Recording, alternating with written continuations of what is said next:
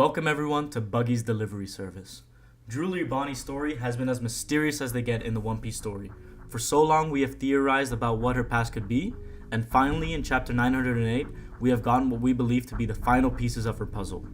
By using events and facts from this story, this theory will finally reveal Bonnie's much speculated past.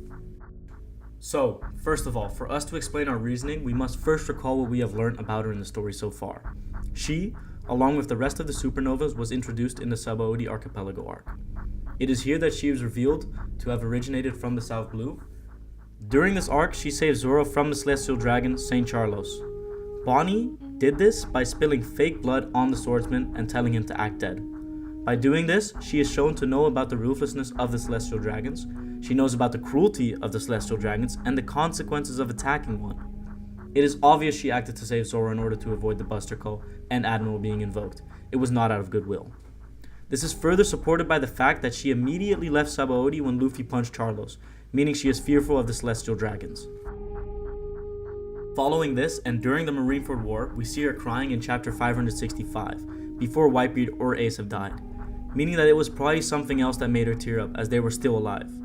It is important to note that in the previous chapters, Kuma is firing off lasers, displaying his new cyborg body.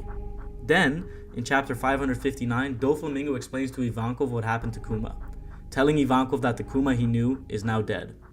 Once the war has ended, Bonney tells her crew that it is all his fault and that they are heading to the New World to hunt him down.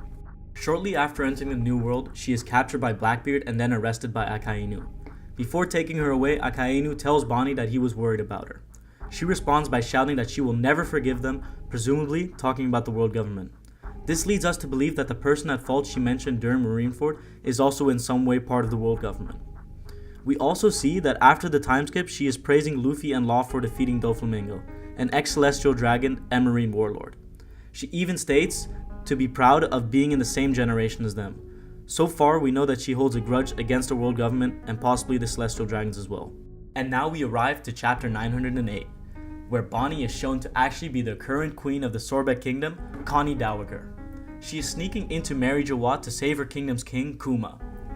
We know that she was looking for him specifically, as she says that she is surprised to have found him already when she sees Kuma, implying that he is her target. We can also see the immense pain she feels seeing the way Kuma is being treated, meaning they are close. From this information, we can determine that she is part of the Sorbet kingdom's royal family. But she cannot truly be Connie the queen, because if she was, she would not be welcome in the Reverie, considering that she has ran away from the world government twice, as seen with Akainu. We believe that Connie is her grandmother and current queen of the Sorbet kingdom in the South Blue. Due to her devil fruit power and resemblance to her family, she has managed to trick everyone into thinking she is her grandmother. This makes Bonney the royal princess of her kingdom, a princess who has ran away from her royal life and the government. You may be asking yourself the question, but why has she left her kingdom behind? To answer this, we must look at Kuma, an ex-king and revolutionary commander turned warlord, turned pacifista, and now a slave to the celestial dragons. Certainly a strange sequence of events, right?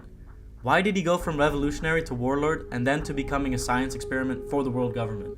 He must have been forced into it by the world government. Judging by Kuma's age and royal title, it is likely that he is Bonnie's father, explaining why Bonney cares deeply for Kuma and came looking for him. We think that in Kuma's past, he was forced into a deal by the world government to protect his family and kingdom. This sacrificial role Kuma has played was foreshadowed by the fact that he carries a Bible. In the Bible, Jesus sacrificed himself for our sins.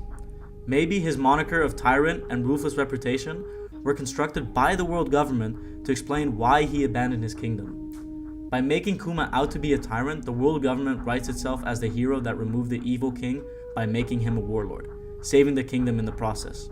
Considering how Sabo described Kuma as kind and gentle, along with his ties to the revolutionary army and protecting the Sunny during the time skip, it is very likely that the world government tainted his reputation to fit their agenda of enslaving Kuma. Either way, we strongly think that Bonney escaped from her kingdom, now under world government control, to save her father.